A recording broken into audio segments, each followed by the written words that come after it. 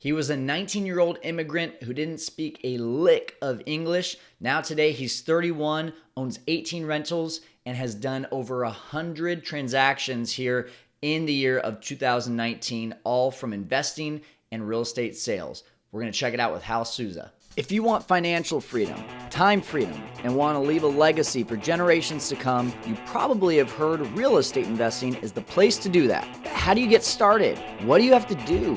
When's the right time? If you are looking for those answers, you've come to the right place. My name's Kyle Stanley, and this is Fearless Flipping. My mission is to help you learn this business and conquer real estate investing.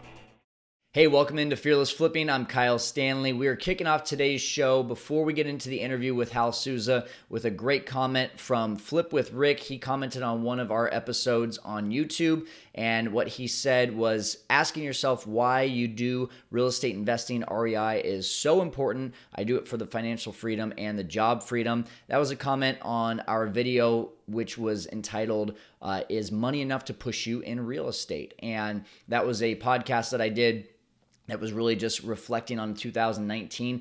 Rick, my question back to you, if you watch this episode, is what does financial and job freedom look like for you? What are you doing with that extra time? What are you doing with that financial freedom? Comment on this video. I want to hear that. And especially for those of you that are watching right now, comment on this video of what you get from Hal Sousa. Share anything, any wisdom that you felt like was shared, and we will be mentioning you on the next episode. But I'm really excited for this episode with Hal. He lives just down the street in Visalia, California, which is really close to Fresno. The guy is doing crazy volume of business, and he was a guy that was coming to a few meetup groups. I didn't really meet him, didn't really know who he was, and then one day he stands up and talks about how he has all these deals going on, and I'm like, who is this guy? I got to meet him. And man, his story is so eye-opening, and one of those stories I know will help you to get past fear in your business or in getting into the real estate investing business. So without any further ado, let's get to it with Hal Sousa. Hey, welcome into the show. We've got Hal Sousa coming in from Visalia, California. If you don't know the Central Valley like we do, it's just down the street from Fresno. And I'm really excited for everyone to hear Hal's story today because this guy has an amazing one. But Hal, thanks so much for being on the show. Thank you for having me, Kyle. Awesome. So let's get started with what is your weirdest or most interesting real estate investing story? A little while ago, me and my partner, we were in Hanford. We went to look at this house, and then as we get there, it looked like a crack house. Okay. Straight up, fun. people in and out of it. So we were meeting a lady named Sherry there. So Sherry finally gets there. Sherry knocks on the door, and they don't answer. No, knocks on the door, and then finally somebody comes to the door out of the mind, like high as a kite, right? Oh boy. And then Yep. I'm looking at my partner, and I was like, okay, well, we'll go in, and we'll go in real quick.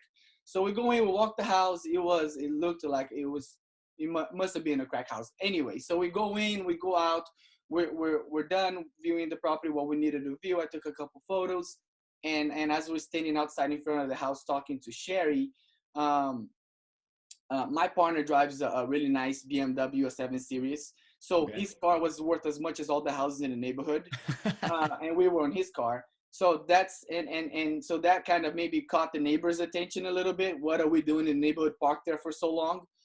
We're talking in the front of the house, and then this old Chevy comes rolling up slowly, with 2 guys in it, slowly.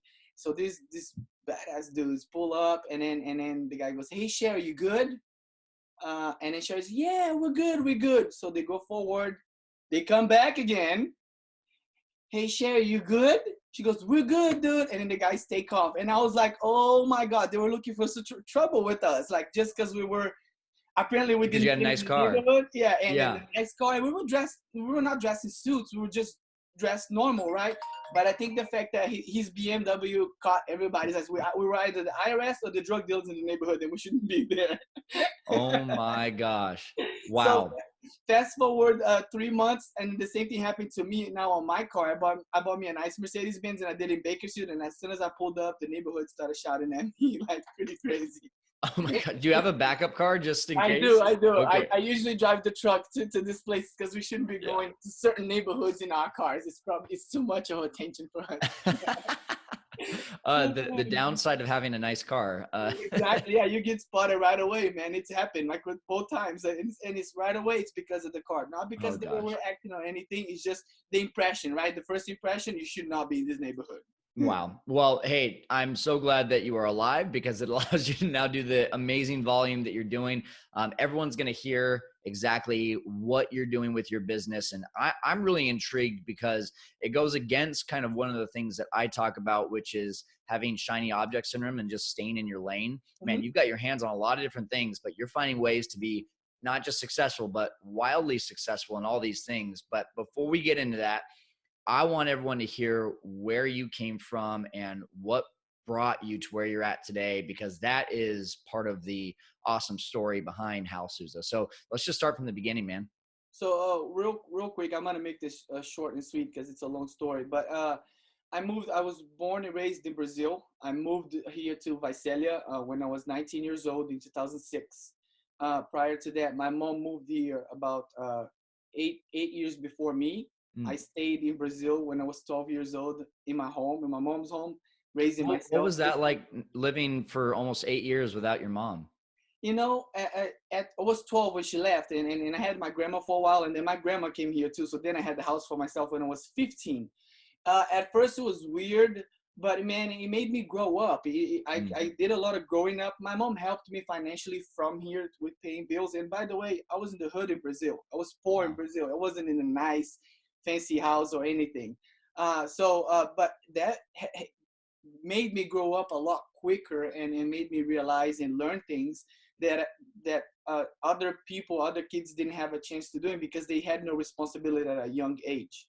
So today I look back on my past and all the things that worked against me that would be a negative for me at the beginning. Today they work for me because I learned them at a certain young age. You know. Absolutely. So yeah, so I get here 19 years old. I get a labor job like most immigrants do. No English. I didn't know how to speak any English. So I get a labor job. I start working. Didn't have many friends, so didn't do much. Just worked and saved the money. I lived with my mom. So started putting the money away, putting the money away. One day, playing, fast forward 2, 3 years down the line, I was 23 when I bought my first rental. So it was 4 years after I came to the US. I was playing with the internet. I had been told that Zillow had houses, so I started playing with Zillow. I saw a payment on Zillow that said $500. I did some additional research, and I find out I could rent a house for $990 or $1,000. So the light bulb went out, and the rest is history, man. I just got addicted to it. I just, all I wanted to do was buy, save, buy another one, save, buy another one.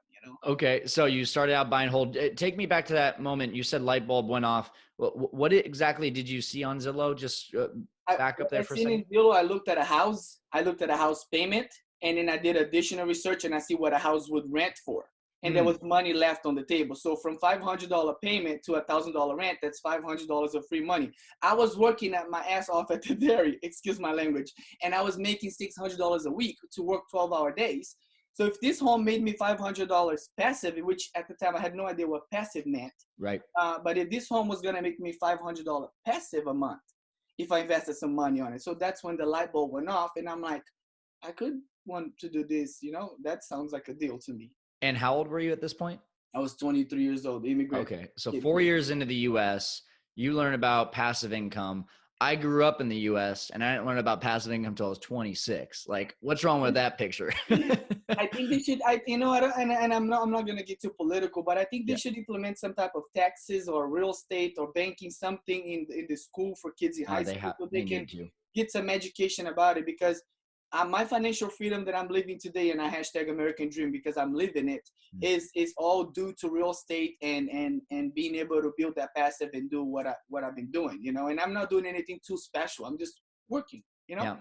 I harp on it all the time, and that's not what we're going to get into on this show. But I completely agree with you because when I took an econ class in high school, which is like exactly where you would think that they would teach something like this, we literally, the only thing I remember about that class, Hal, was that there was like a 2-month period where all we did was guess which stocks would rise and which would fall. Like pure speculation based on what should be getting you wealthy. It's like, that's Oh, not the way to do it. And so I think you're truly right that if they just implement anything in the schools, that we would be in a much different position. That's completely yeah. other topic. But So now that you touched the sorry, I thought you cut Yeah. you off. You touched the story about college. When I was here for a little bit, the 2 years that I was here, people kept telling me I was smart, that I needed to go to college, but I had Mm. no idea what to do. Nobody in my family ever went to college or Mhm. have any type of higher education.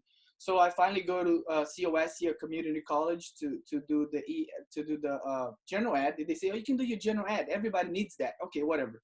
So I go to COS and I test and I failed. I didn't place high enough for college level because of my English skills were so low. And they're like, oh, we're gonna place you on ESL classes, which is what I had been done at the adult Mhm. school. And I said, man, I'm getting paid to learn English at the restaurant. I'm gonna go back to work. I came back 3 months, then I placed at college level. I passed the test. Good for Yeah. you. But I mean, gosh, it's just another example of how passing tests or getting into college does not define what your future is going to be. Not at all. So I believe doctors, I believe nurses, I believe lawyers, a lot of different specific types of industries have to go to college. But when it comes to people that see real estate as a wealth generating machine, just basic math skills, basic people skills. Like that's Mm-hmm. what you need to be successful. So Yeah. kudos to you though for actually passing that test and still going through with it. But all right, so now I got to back up for a second. You're 23 years old. You see the potential of these rentals. Talk about how you got into your first deal or how you got started. I want to just kind of hear the beginning of that story. Okay. So there was I did another interview with somebody from Las Vegas, and they asked me to, they quoted this on their interview. They said, because I said I owned 7 rental properties and I still lived in my mom's house. So that they quote that on the interview. It's true. By the time I left my mom's house, I owned 7 rental properties, and I Mhm. was perfectly happy at my mom's house. I moved out of my mom's house because of my girlfriend, to make her happy, so we needed to have our own house. That's true story. I would still be at my mom's house today if it wasn't for her. I love it. So the way this started, I was working. I was at this point. I was already bartending at a nice place downtown Visalia. I was working at a fine establishment in Visalia, which I made a lot of relationships with a lot of wealthy people, a lot of people of business people here in Visalia, some real estate investors, lots of realtors, and this and that. So and at that point, I was not licensed yet. I was just a normal guy with a normal job, working, saving to buy the next deal, Mm, working to save, and all this had been buy and hold okay. rentals, which is what I had learned. That was my niche at that point. So were you just buying these conventionally? Yes, sir. Okay. 20% down. Oh Just wow. Okay. banging it out of the door and just working, saving, and then putting it down on the deal. So I had all these with 20% down. By the time I got my license, the agent that helped me buy all these homes put the bug in my ear that, hey, have you ever considered doing real estate for a living? You're aggressive. And I was like, should I take that as a compliment? He's like, yeah, that is a compliment. And I'm like, can I make money? He goes, you can make very good money in real estate if you work it. And it seems like you will do, because he had seen how I was about finding my deals. Hmm. I took the class. I got in real estate like anybody, didn't know anything. And again, I didn't have any friends or family or anybody that was doing this, man. It was all research and meeting some other people and asking questions. Got in real estate. I was still working at the bar. My up to my second year in real estate, I was working 6 nights at the bar that I was at, making contacts, meeting people, doing all that, and I was doing the real estate full time during the day. My first Wow. year, I closed the 26 transactions as a realtor.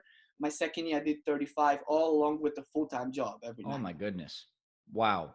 Yeah. Wow. I mean, there's most people that are full-time real estate agents that are not doing that kind of volume. On average, So, I did 12. Then the National Association of Realtors said it's 12. my goodness. Wow. So, what makes, I mean, obviously we can tell you're a grinder. We can tell that you're a hard worker, but what do you think aside from that makes you different to be able to take on that kind of full-time job that is not even in line with real estate and be able to put your all into both of those? Uh, I'm relentless, Kyle. Like, I've been told that, like, since I moved here, some of the people around me were not very supportive because I was the immigrant person with broken English, or no English at first, with broken English. So the odds were against me. I worked with a social that was not mine. I had to buy a social. It's true story. Immigrant stuff, you know. And Hmm. eventually, thankfully, my mom was married before I was of age, so I was given citizenship status through my mom's marriage. So thank God I had that working for me. That was a Yeah. plus.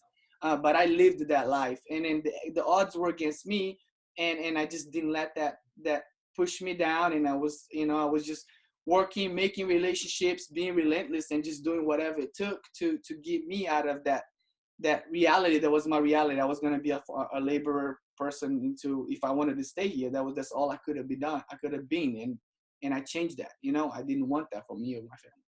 Wow. Wow. So now I need to really open people's eyes. You told me about your numbers for this year. I'm going to give you the floor. You've been, well, actually, first of all, how old are you today, Hal? I am 31. 31. So you've been doing this for basically about 8 years. Been investing for 8 years. Yes. Okay. And you've been an agent since you were how five old? years. 5 years. 5 years. Okay. So 5 years into being an agent, 8 years into investing. Give us that resume, rentals, and then this year, how many flips and sales are you making with real estate? Okay, so this year I have a partner. Me and my partner, we purchased a total of 49 homes, just in 2019 alone. Out of the 49, we flipped, successfully closed. There are 26 closed. There are 8 in contract that are in escrow to close. Some will close this year. Some will be pushed for next year's. And then we have about 8 that are also being worked on currently. 8 flips, and we together, me and him, we bought and held 8 rentals this year. And by myself, I bought another 3 rentals. I have a total of 18 rentals on my portfolio that I hold with myself, by Mm. myself, and then I have another 8 with a partner.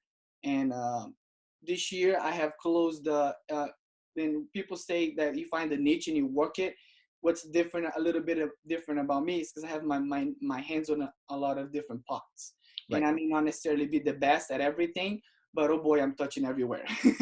So I have the sales. I closed the 81 transactions this year in sales. I have my team. I coach. I train a few new agents. I'm starting a team. I have 5 agents with me that just started. They're all brand new agents. So as a team, we closed 96. So most of the sales this year came from me, and I intend to do 200 as a team next year. Amazing. And then I have 22 in escrow currently, and for December, that's not a bad December. Okay. So recap there. You bought 50 homes rounded up on the investing side. You flipped about half of them. You are still working on about another 16, whether that's in escrow or working on right now. And then you've held on to about 8 of them for rentals. Now, aside from that, almost 100 homes. And it sounds like before the end of the year, probably 100 homes closed on the real estate sales side. Like how over here, these numbers, you keep saying I'm not the best at all of these, but any of those numbers would It's be like top 0.0001% in its industry in the given market. So in my eyes, yes, you are one of the best in all of these. So that's amazing that you're doing that. How in the world, I mean, for me, like I'm not married and I don't have kids. So I think, are you married? I am married. I am You're married. I married. have a kid. I have Okay. a 14-month daughter. So yeah. Okay. So you don't have the kind of time that I have, but look at what you're doing. How in the world you balance 3 different aspects of business plus a wife and kid, a newborn really, and dominate in all these aspects of your life. How are you doing that? So it wasn't always this year. This year has been my biggest year, and up to this year had been good as well. So every year has been growing. Like I told you, I did 26 deals on my first year, 35, 50, 80, and then 81 this year, and on track to do 100. It's So great. every year I have grown substantially. The whole time I have been buying property. So systems have gotten better. So my rentals are running on automatically. I manage my rentals, by the way, which a lot of people are against that. I actually like it. I don't mind it. And my management is I meet with the tenant. I get the lease signed. I get the deposit. And after that, I don't have to see them unless there's a major thing.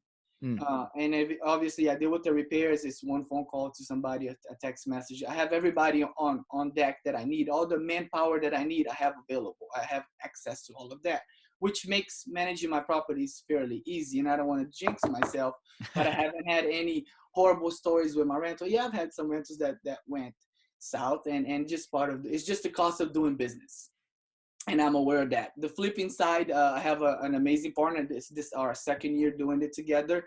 He's in charge of most of the rehabbing on those flips. I am involved, but not so involved as when I was on my own. So I am involved in acquiring the properties, funding it, and rehabbing it. But he's mostly in charge of running the rehabs, dealing with the crews, hiring the people, and he's been making great decisions, doing an amazing job with that. And as far as the sales, I have to give me credit for that because that's me. The 81 closed transactions was all the fruit of my hard work this year. I do have one, we call them TCs in real estate, that is a transaction coordinator, Mm, and that she basically does the paperwork for me, my paper files. good. But as far as capturing the client, contacting, meeting, doing the contracts, that's all me. Okay. So Uh, it sounds like at the end of the day, the most work you're putting in actively is to your sales business. Basically, yes, and my sales, and also hunting for deals. That's Okay. that's part of my prospecting every day. Like I told you, I roll out of bed and I hit my home office, which is quiet here because my wife is at work and the baby's at her grandma's house. So I have the house to myself, which is quiet and peaceful. And I hit the phones and I do my prospecting. All my appointments run the afternoon. Hey, Fearless Flipping community, we are taking a quick break from the podcast to talk about Airbnb. For those of you that don't know, I have built much of my residual income around Airbnb, despite a lot of other investors being really excited about long-term renters. I was not. I saw an opportunity with Airbnb to get to my goals faster, to get more cash flow, and to pay off my houses quicker too. So instead of being really happy like a lot of other investors are with $200 to $300 of cash flow every single month, I've turned my renters and rentals into over $1,000 on average of cash flow every single month. So if you want to learn more about Airbnb, my systems, where I pick my Airbnbs, how I communicate with guests. Maybe you've already got Airbnb as a business on the side right now, but you want to take it to the next level. I am absolutely here to help you. You can book a free consultation with me about Airbnb. Learn more by booking at fearlessflipping.com/consultation, and you get me for 30 minutes for free. That's right, 30 minutes absolutely free. That's once again fearlessflipping.com/consultation, and I'm looking forward to helping you conquer Airbnb investing. Is your main way that you're getting deals through cold calling? I don't do a lot of cold calling, Kyle. It's a lot of 95% of my calls are warm, which means somebody told somebody that somebody wants to sell a house or buy a house. Most of my calls are semi-warm. I don't get me wrong. I do make some cold calls, but most of my calls are, you could say, semi-warm because I know there's a desire that somebody told somebody that somebody may want to sell that house. Okay. We buy stuff through wholesalers. I track auctions on some online websites that I track. I track the MLS. I own the MLS. I'm on it. And again, we don't. It's not a best source of deals. However, if you track it close enough and if you're quick, you will get deals out of the MLS. Especially Mm, for new investors that, oh, we don't know how to find deals. We don't know which doors to knock. I'm like, if you watch the MLS close enough, and don't get me wrong, you're not gonna find the home runs on the MLS. They're never gonna be there. If they're there, you're gonna get bid up. However, you will find deals on the MLS that is enough meat on the bone for you to flip a few homes a year to make a little bit of money. what's your average profit on an MLS deal? We're doing 15, 20, and the ones that we're buying off the MLS that we're making 20,000, they are like safe. And Mm, and what I say safe is we make money when you buy on a commission. We make money when we sell on the commission. Where if it's an mm. outside investor, they're not making that money. So just on a padding there, there's $10,000 in commissions going and coming that we could use as a pad for our deals. That's great. Okay. So you're really able to capture a lot of MLS deals because you have that real estate license and you know you're going to capture some of those commissions yourself. Yeah, because a lot of times what comes from commission, it's not profits for us, but we use the commissions towards the repairs. Yeah, Like if the rehab is $15,000, I got a $5,000 commission. My rehab is only 10. Make sense? absolutely. That's Yeah. awesome. Okay. So when you're looking at the MLS and you're saying that there are, I want to stay on this topic just for a second here because I honestly I started in real estate this year and I started by looking at the MLS. I got my first deal there, but I knew it was extremely safe and I knew I was not going to get much of a profit. And I didn't. I made $6,100. which is fine. It was a profit. Money. and You didn't and then lose. yeah, exactly. I didn't lose. But then it got to the point how where I was just, man, I was putting in probably 5, 10, 15 offers a week on the MLS, and it just wasn't, nothing was panning out. And so you're saying that you're finding deals on the MLS.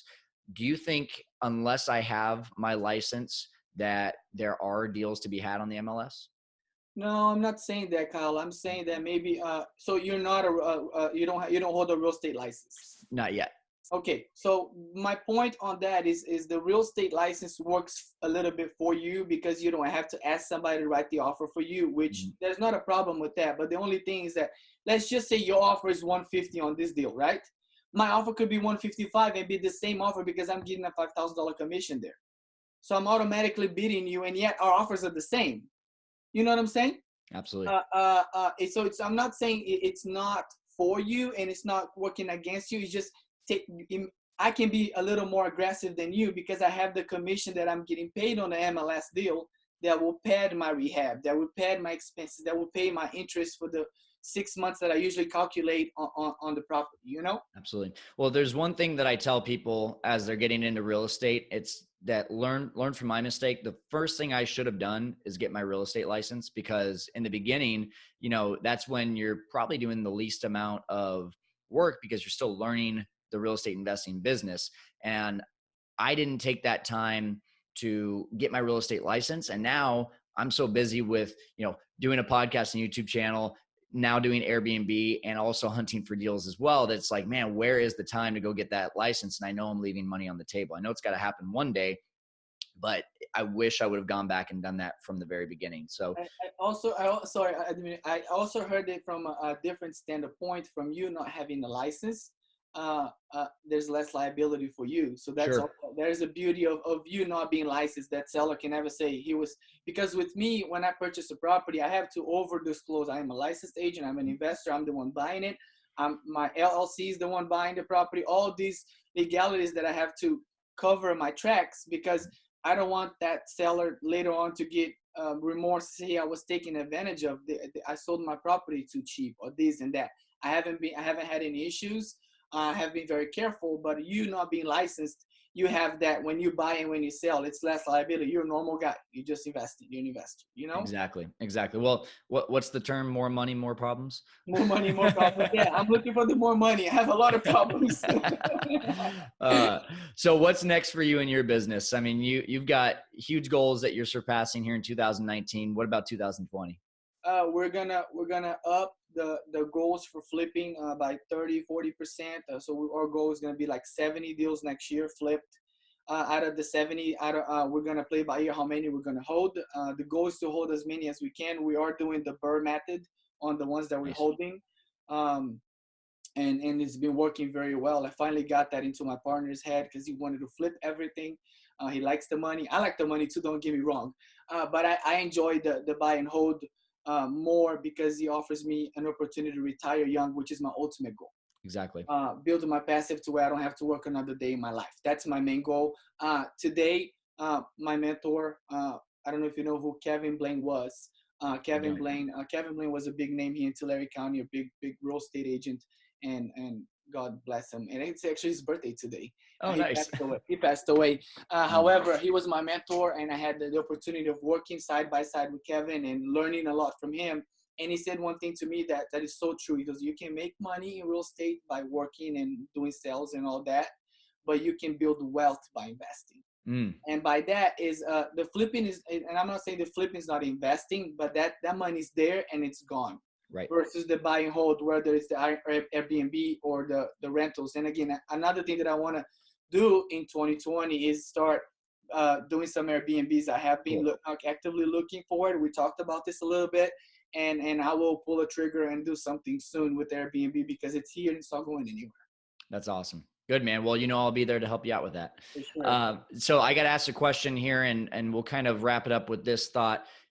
California regulations just changed with renters and tenants. How is that affecting your business with your 18 rentals right now? You know what? I'm a landlord that when I meet with a tenant, I tell them the less I hear from you, the less your rent goes up. And honestly, brutally honest, when I meet with them to sign the lease, I'm like, look, if you got a leak, if you got AC issues, if you got major issues, by all means, contact me and I'll take care of it right away because those are legit. But do not call me telling me your neighbor's being loud. I don't want to hear that. It's not my problem. I'm Yep. not the police, you know. So I usually I've been doing a really good job at setting that standard at first because I'm the property manager. I'm busy doing sales. I'm busy doing flips. I'm busy doing taking care of my wife and kids, so it's a lot. But with that said, uh, it has enough, and I don't raise my rents. I'm a landlord that I tell them that, and the minute that they don't call me, they don't bug me, I don't bug them. My rents have been the same. The first rental that I bought, I had the rent there for $9.90 from when I bought it 7 years ago, 8 years ago. It's still the same tenant. And I Nice. only raised the rent $100 when they asked me to do the floors, which was about time, and it was fair for both parties. Cool. So I don't like the whole raising rent. It's not my goal. Because I usually, if I keep a rent at a fair rate, my goal is for them to stay there long term. That's how I make my money. Absolutely. Yeah. So I haven't done my homework yet on what all those changes look like, but I have heard that it's become more difficult to kick someone out based on Mhm. the new regulations. What have you read from that? I actually heard it from where did I hear this from? I think we talked to Jason Preacher about it. Right. He was saying that's going to be like a 3% cap that you can raise a year, and Mhm. if you don't raise that 3% the year, and in 2 years, if you want to do 6%, you're not allowed to. My general understanding, and again, I don't have a lot of education on that because, like I said, I don't like raising my rents. But Right. it sounds like California passing this is going to force me to raise every year by 3% because I can't do 15% in 5 years. It won't. Right. It will not allow me to. Apparently, that's what my general understanding of Yeah. It's California, right? So it. The best I, place to live, man. there's still lots of money to be made no matter what state you're in. But I just haven't done the homework. But I was thinking maybe you had done a little bit. But hey, the more that we start getting into more rentals, the more I'm going to have to do some more homework. But I'm uh, I'm excited for your success, man. I'm excited for you to be giving Airbnb a try, and I'm really excited for your goals for 2020. But more so, I'm just happy that you provided so much value for our audience today and help them conquer real estate investing. My last question, and we'll wrap it up here. Any last words to our audience? No, not much. It's just for any new investors out there that they may not have a lot of money to start, or they may not know a lot of stuff. Rich, what Kevin Blaine told me, he goes, pick somebody that you envy, that you admire, and take him out to coffee. Can I buy you a cup of coffee? And you'd be surprised how much you're going to learn in those 15 minutes coffee or lunch or whatever that may be. That it's not, I'm not, okay, I almost said it better than college, don't say that. It's the same as college because you go to college to learn, and this was my college education, and most of my education and my experiences have been with people that are successful, they're doing things that I want to do, and it was a simple phone call. Hey, do you have 15 minutes? Can I buy you a cup of coffee? Can I take you out to lunch? I want to ask you some questions about your business. And from the beginning, since 5 years, it has grown me so much. I have grown so much to get to where I'm at. I'm not a big deal. However, I'm doing a lot better today than I was doing last year and 4 years ago. There's so many things out there that make you believe that you have to pay to be good at this business. And I do believe that, having some skin in the game is one thing, but having a mentor on your side is the most invaluable thing that you can have. And the only way you can get there is by adding value to them too. And that can be as little as just getting a cup of coffee. So that's Yep. awesome. Awesome advice. Hal, thanks so much for being on the show. All right, the show notes are going to be at fearlessflipping.com/Hal Sousa. That's HALSOUSA. One of the things that I forgot to mention and forgot to ask Hal was for him to promote where he's able to be reached at. So we've got his contact information here.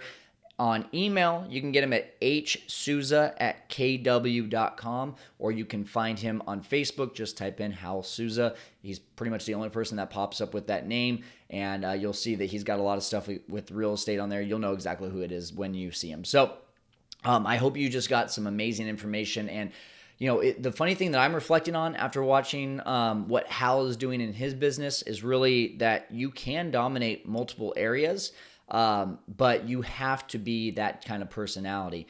I know for me, if I'm trying to do 15 different things at once, it takes so much mind space from me because of the way that my brain works, that I just end up wasting a lot of time on changing my energy and changing my focus. So Hal just is driven by that, and he's able to be one of those few that can get really laser focused on one thing and then laser focused on the next. And if you can do that, Hal has shown that you can be successful doing that, but make sure you know your personality, who you are, before you start trying to do a million different things at once. Maybe you're the kind of person that can do that. Maybe you're the kind of person like me that needs to laser focus on one thing and put on those blinders for the rest.